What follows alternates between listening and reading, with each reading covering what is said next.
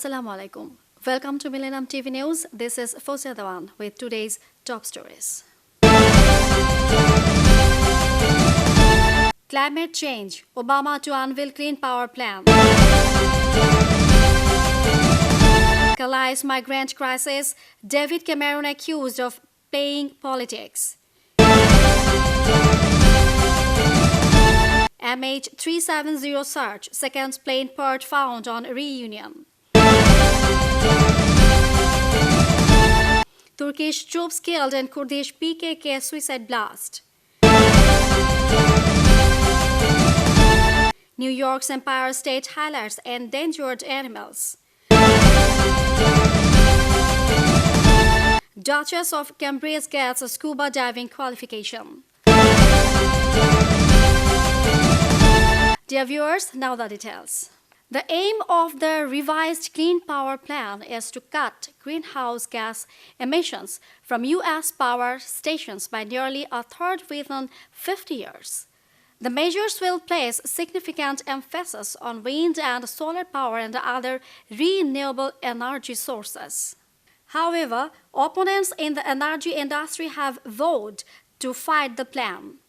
They say Mr. Obama has declared a war on coal. Power plants fired by coal provide more than a third of the U.S. electricity supply. The revised plan will aim to cut carbon emissions from the power sector by 32% by 2030, compared with 2005 levels. Each U.S. state will have an emission-cutting goal assigned to it and must submit a proposal to the Environmental Protection Agency. Now, how it will meet the target. President Obama will be hoping that Monday's announcement secures his leeway on climate change. The measures, our correspondent says, would give the president the moral authority he needs to argue for global reductions in greenhouse gases at a major conference in Paris later this year. However, several state governors are already saying they will simply ignore the plans. In face of the criticism, the White House said the release of the plan was the starting gun for an all-out climate push by the president and his cabinet. Morgan Johnson said, since an Calais had resulted from France and the UK not taking responsibility for accepting more asylum seekers, migrants and Calais are making nightly bids to cross the channel. The UK and French governments have announced they will bolster security around the Eurotunnel site in Calais. Thousands of migrants have attempted to access the Eurotunnel terminal in the last week, and 9 have died trying to access the tunnel since the start of June.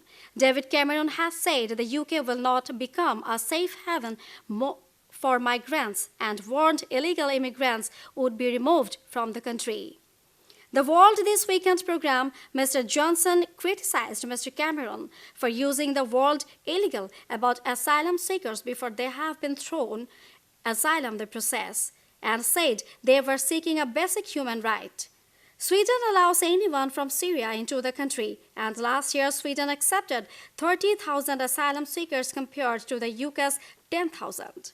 Mr. Johnson called on the rest of the European Union, including the UK, to take more people in. I hear what he is saying about illegal immigrants and about swarms and everything like that, he said. I think he is playing on strings, that he wants to actually divide people, and that's not a constructive way. New York's famed Empire State Building hosted new guests on Saturday night as images of endangered animals were flashed across its facade. The unique display on one of the world's most recognizable structures was aimed at sparking conversation about mass extinction. Pictures of snow leopards, tigers, and various sea creatures were shown. A 350-feet image of Cecil, the famous lion killed in Zimbabwe earlier this month, also appeared. Organizers said the event was the first of its kind live video projection. It drew huge crowds of spectators who stopped to gaze at the display and capture their own pictures. In all, 160 species were shown, including marine animals, insects, and even the shadow of King Kong climbing up the building. The 8-minute stations were repeated every 15 minutes from 21 to 24 local time and were visible from almost 20 blocks away. The Empire State Building is one of Manhattan's highest structures, standing 1,250 feet tall. Up to 40 large projects were used to shine the striking images onto its facade. The event was organized as part of a promotion for a new Discovery Channel documentary, Racing Extinction, which is not to air in December. The object, believed to be the door of an aircraft, was discovered just south of the city of St. Denis. It is said to have writing on it and possibly some illustration. The Malaysia Airlines flight from Kuala Lumpur to Beijing disappeared last March with 239 people on board. Malaysia's Transport Ministry says it now wants to expand the search for more debris around Reunion. An Australian-led search effort for the plane has so far focused on a vast area of the northern Indian Ocean about 40,000 kilometers to the east of Reunion. No physical trace of the aircraft has been found. However, Malaysia's Transport Minister has confirmed that the object found on a beach at St. Andrew on Wednesday is a wing flap from a Boeing 777, the same type of aircraft as the one that vanished. This has been verified by French authorities together with aircraft manufacturer Boeing. Liu Tiong Lai said on Sunday, the piece has gone to France, where investigators in the city of Thalaisu will seek to establish if it came from MH370. They will begin their work this Wednesday. Investigators believe MH370 veered off course on the way to Beijing and crashed into the sea, but they do not know why. In January, Malaysian authorities declared that all on board were presumed dead. Its estimated last location was based on pings sent from the aircraft that were detected by satellite. A tractor laden with explosives was driven at a military police station. Reports by Turkish media say the attack happened early on Sunday near the town of Dugu in Agri province, near the border with Iran. Since 24 July, Turkey has carried out hundreds of air raids on PKK bases on both sides of the Iraq-Turkey border. The Turkish state news agency Anadolu said that the tractor was carrying 2 tons of explosives that were detonated by a suicide bomber. Turkey's army said in a statement that long-range guns were also found. 4 of the injured were in a serious condition, it said. Images in the Turkish press showed a badly damaged building with the roof destroyed. The regional governor did not say how the PKK had been identified as the group behind the blast. The PKK has not commented. FEP said it would be the first time the PKK was accused of deploying a suicide bomber during recent clashes. Turkey considers both the PKK and IS terrorist organizations. The PKK has been fighting Turkey for an autonomous homeland for the Kurds.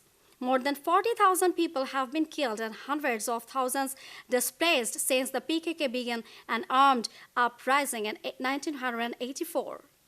In 2012, the government and PKK began peace talks, and the following year, a ceasefire was agreed. However, the ceasefire ended in effect when Turkey launched raids against Kurdish separatist camps in northern Iraq last month. The raids came after the PKK reportedly killed 2 Turkish police officers in relation for an attack claimed by Islamic State and what the PKK sees as Turkey's collaboration with IS. Burundi presidential aide Nishimirimana killed in attack.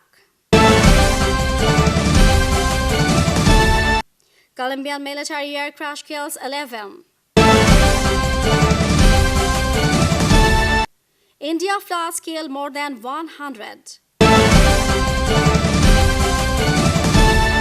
U.S. shares edge lower as drop in energy stocks face. Arsenal beat Chelsea to win Community Shield. Dear viewers, let's move to the next news. A close eye of Burundi's President Pierre Nkurunziza was been killed in an attack on his car in the capital Bujumbura. Then Adolf Nishimirimara was a former army chief of staff and intelligence chief. The attacks targeted his car in the Kamenji district reportedly with machine guns and rocket launchers. Burundi has been wrecked by unrest since April, when Mr. Nkurunziza announced he would seek a third term in office. Opponents argued this contravened the constitution and there was a failed coup attempt in May. A presidential election was then held last month, which Mr. Nkurunziza won, but which was boycotted by the opposition.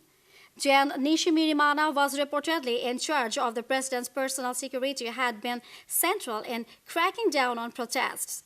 Witness to the attack said 4 men in military fatigues had sprayed the car with bullets. Other witnesses said rockets were also fired. Presidential advisor Willy Nematiu told Reuters, "He has been killed by a bullet. He was in the car with some bodyguards, but I don't know exactly what happened." In a Twitter message, Mr. Niawatizi said, "I have lost a brother, a companion in the struggle." A Colombian Air Force plane has crashed in the north of the country, killing all 11 of those on board. The twin-engined CN-235 transport plane came down in a rural area near the town of Codazi in Cesar province, having reported engine difficulties. Colombia's President Juan Manuel Santos described the victims as heroes. An investigation into the cause of the crash has been ordered, says the commander of Colombia's Air Force, Jean Carlos Bunio. Colombian media reported that local residents said the plane had been struck by lightning. All of those killed were members of the Colombian Air Force. The CN-235 is manufactured by Airbus, who said in a statement that the plane concerned was produced in 1998 in Seville. An Egyptian court has again delayed a verdict in the retrial of 3 Al Jazeera journalists convicted of aiding the banned Muslim Brotherhood. Canadian-Egyptian Mohammed Fahmy, Egyptian Badr Mohammed and Australian Peter Drest were sentenced to up to 10 years in prison in July 2014. Their convictions for spreading false news were overturned and they were freed in February to await retrial. Mr. Gretz was deported to Australia and is on trial again in Abastia. The journalist strangely Danny collaborating with the Muslim Brotherhood, which the Egyptian government considers a terrorist group, after the overthrow of President Mohamed Morsi by the military in 2013. At a hearing on Sunday, the journalists were told the verdict would be delayed until 29 August. Home Secretary Theresa May has ordered officials to issue Chinese artist AEVV a full 6 months UK visa, reversing a decision not to grant him the travel document. The Home official confirmed its decision following an earlier statement. The Home Secretary was looking into the case. The 6-month visa was initially refused as the artist was accused of lying on his application form. Home Secretary Theresa May has also apologized to the artist.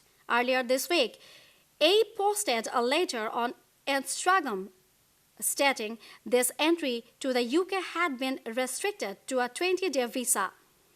A said he had been told he had failed to declare his criminal conviction. However, although he was detained in China for 81 days in 2011, he has never been charged or convicted of a crime in China.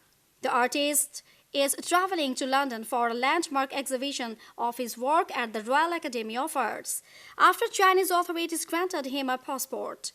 A spokesperson for the Home Office said a letter had been sent to A apologizing for the convenience caused. A cyclone struck the state of West Bengal, killing 48 people in flood-related incidents.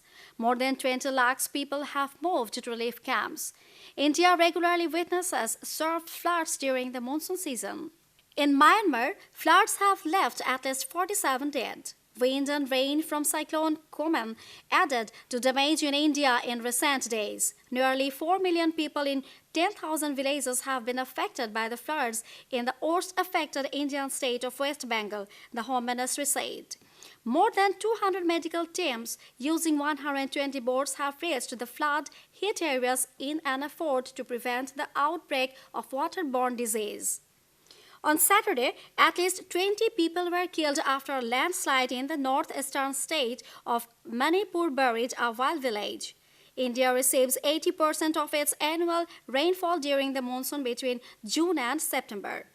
Meanwhile, incessant rain over several weeks has led to flooding the landslide in much of Myanmar.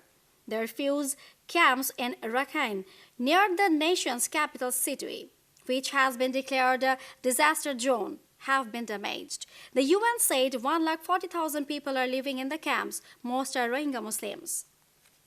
All three of the main U.S. indexes closed slightly lower after a sharp fall in energy shares of fast gains elsewhere. ExxonMobil shares fell 4.6% after it reported second quarter earnings halved.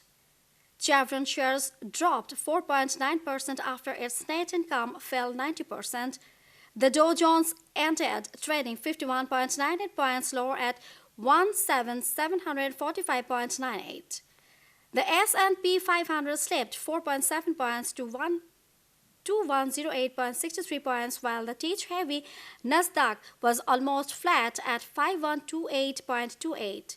Smaller firms linked to the energy industry, such as drilling company Nabros Industries and producer Marathon Oil, also dropped, losing 1.8% and 33.8% respectively.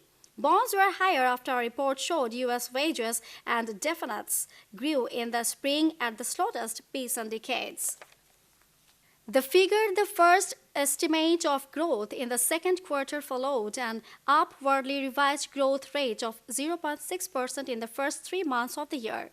The Commerce Department said growth was boosted by increased consumer spending and cheaper fuel prices. Analysts said the figure could make the U.S. Federal Reserve more likely to raise interest rates in September. The 2.3% annualized growth rate is equivalent to 0.6% growth quarter on quarter as measured in most other countries. For example, on Tuesday, official figures showed that the UK economy grew by an estimated 0.7% in the April to June period from the previous quarter. The 0.6% annualized growth rate for the first quarter of the year was an improvement on the previous estimate of a 0.2% contraction.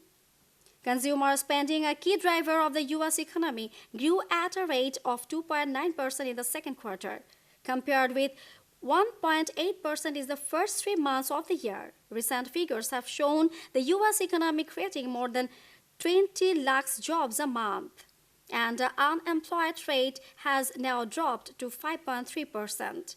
The improving job market, alongside the boon to households from low inflation and falling oil prices, has been key to the economy's ability to sustain a strong growth, Mr. Williamson said. The FTSE 100 begins Friday with falls in quick end of week trading. Lloyds Banking Group fell 2.4% after reporting $1.4 billion more PPI provision. BA owner IAG shares turned south, down 1.7% after an initial gain on a strong rise in profits. Broadcaster ITV was the biggest gainer on the 100 list, up more than 20% after it said U.S. broadcaster Liberty Global had increased its stake to almost 10%.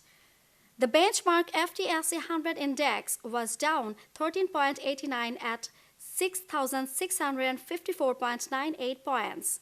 BG was another early riser that turned tail. Shares at midday were down almost 1%. Core earnings nearly halved in the second quarter thanks to weak oil prices. Thomas Cook shares fell 5%.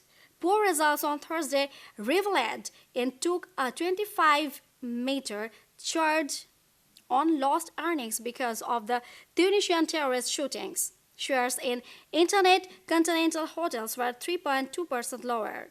The company dashed takeover hopes, saying it was not in talks with rival Starwood hotels.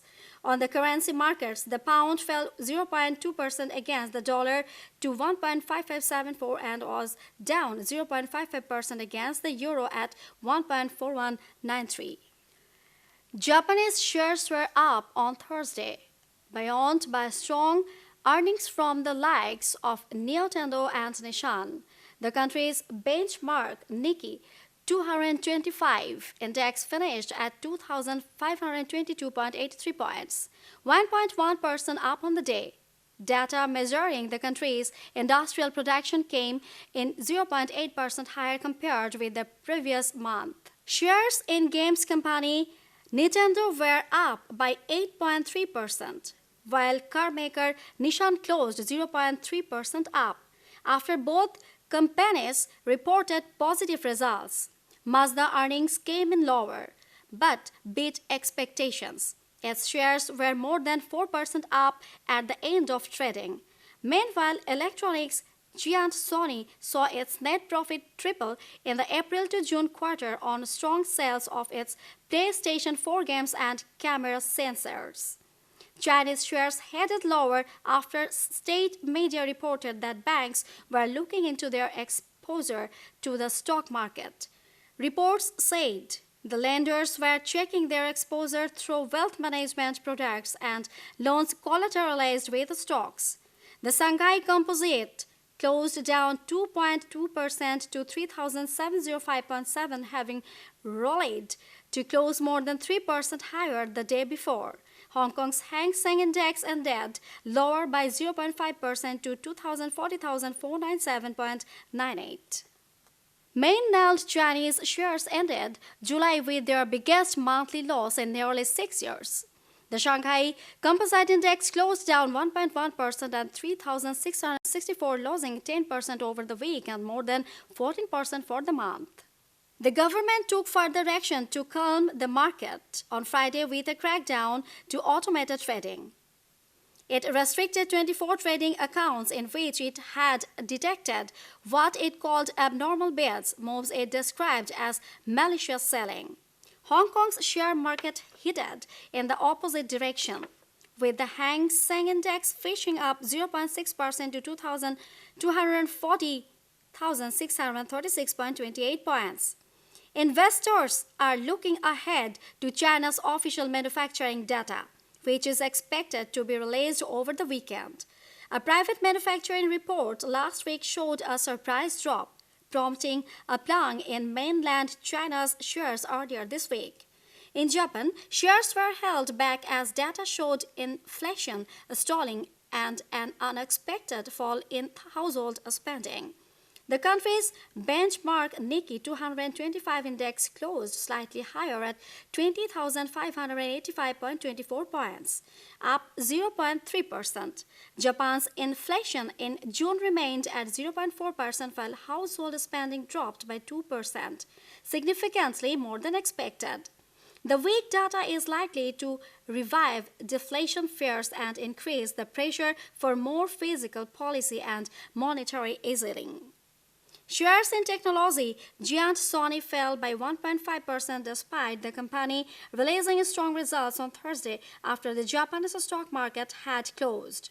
The company saw its net profit more than triple in the April to June quarter, helped by strong sales of its PlayStation 4 games and camera sensors. In South Korea, positive data on business confidence and industrial production lifted shares.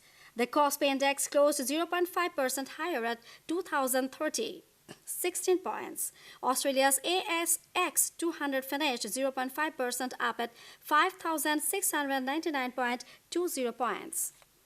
Stock markets across Asia mostly fell on Wednesday.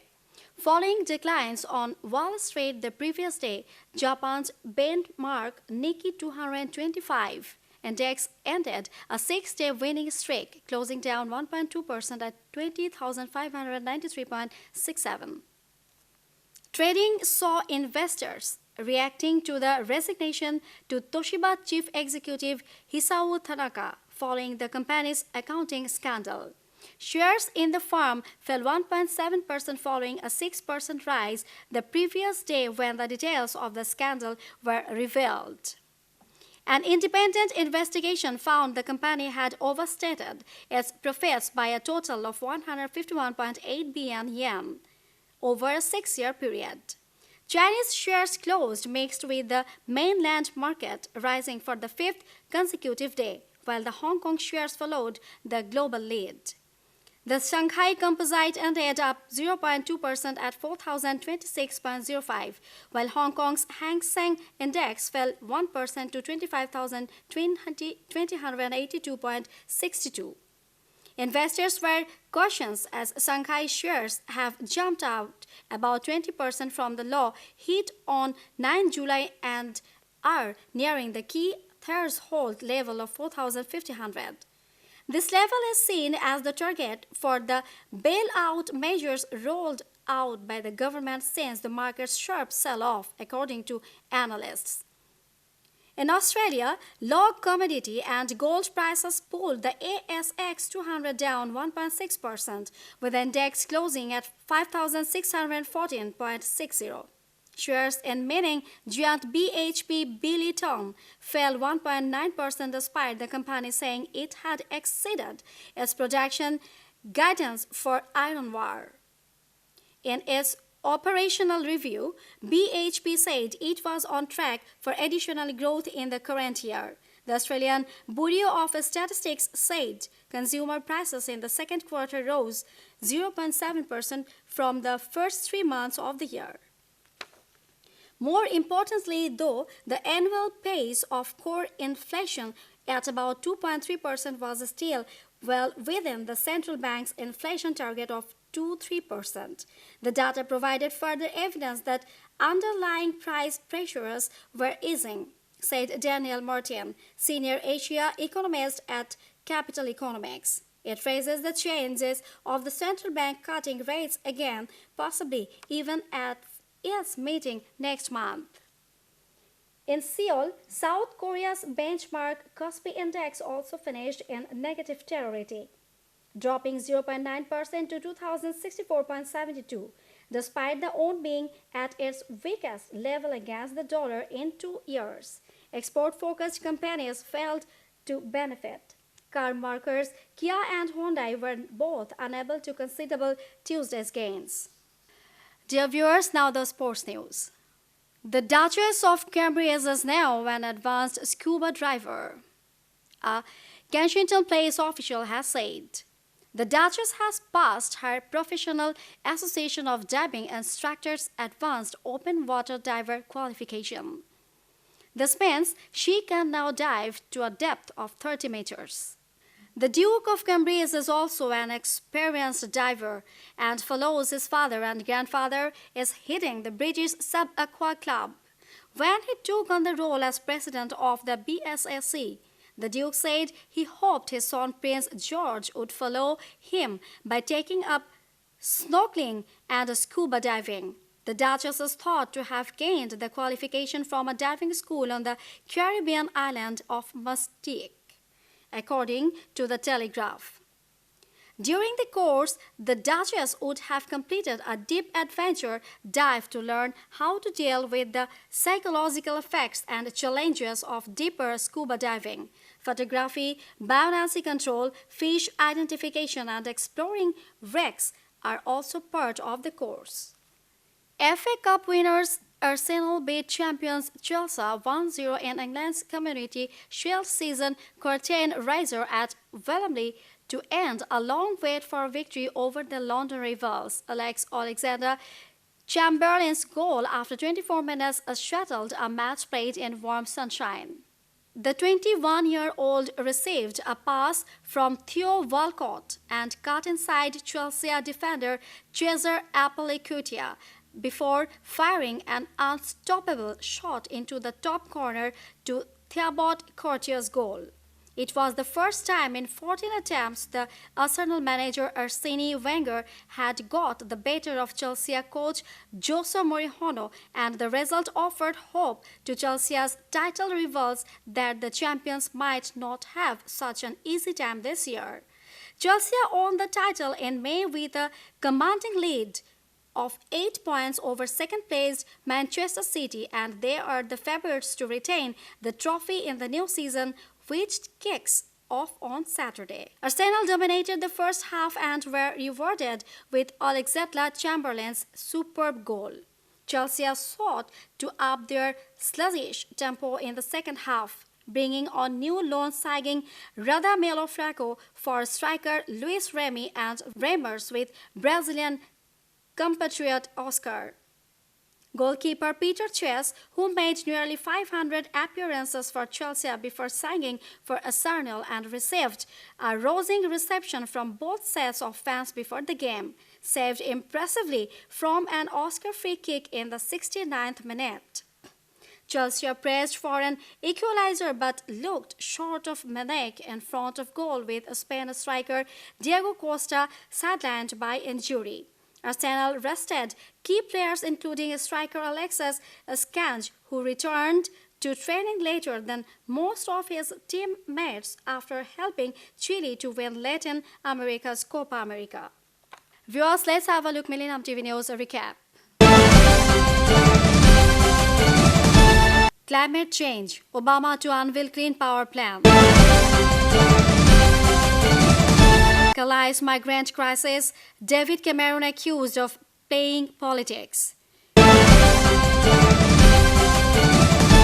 MH370 search. Second plane part found on Reunion. Turkish troops killed in Kurdish PKK suicide blast. New York's Empire State highlights endangered animals. Duchess of Cambridge gets a scuba diving qualification. You are up to date with our top stories so far here on Millennium TV, and don't forget to log in www.millenniumtv.net. Thank you and stay with Millennium TV. Allah Hafiz.